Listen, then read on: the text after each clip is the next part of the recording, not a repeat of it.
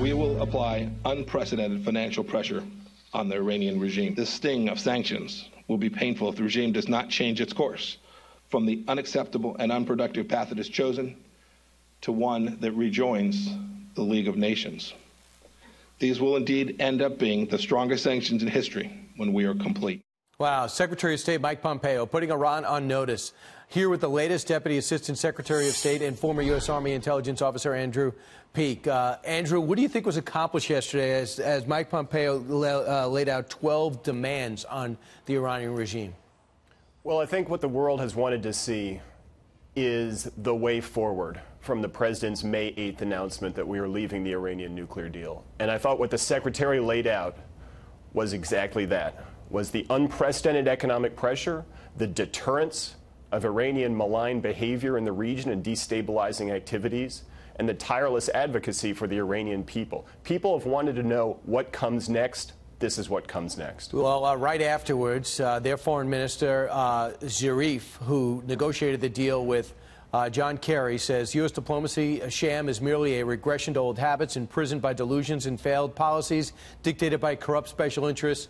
It repeats the same wrong choices that will thus reap the same ill rewards. Iran, meanwhile, is working with partners for the post-U.S. JCPOA. Because he's right about this, it looks like Europe wants to stay in the deal and Iran will stay. So are you making Europe make a choice, and are they deciding Iran over us?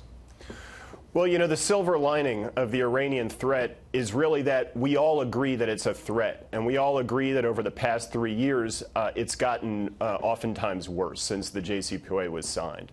Iran's behavior in the region has become more unstable. It has become more aggressive, with missiles landing in Saudi Arabia.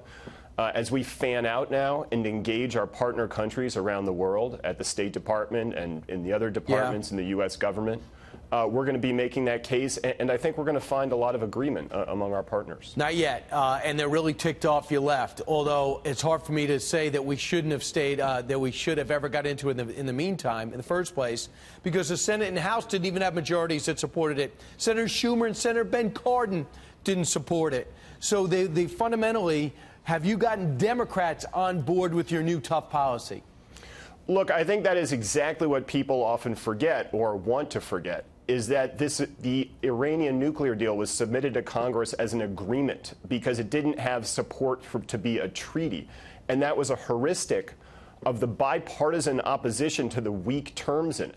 I think as we move forward, there is going to be a lot of support for this new approach.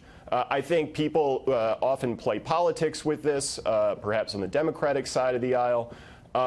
But I think there will be support as we move forward. Well, we'll see. No doubt about it. You want to put the pressure back on them because that move, which made them compliant to begin with. Thanks so much, Andrew. Appreciate it.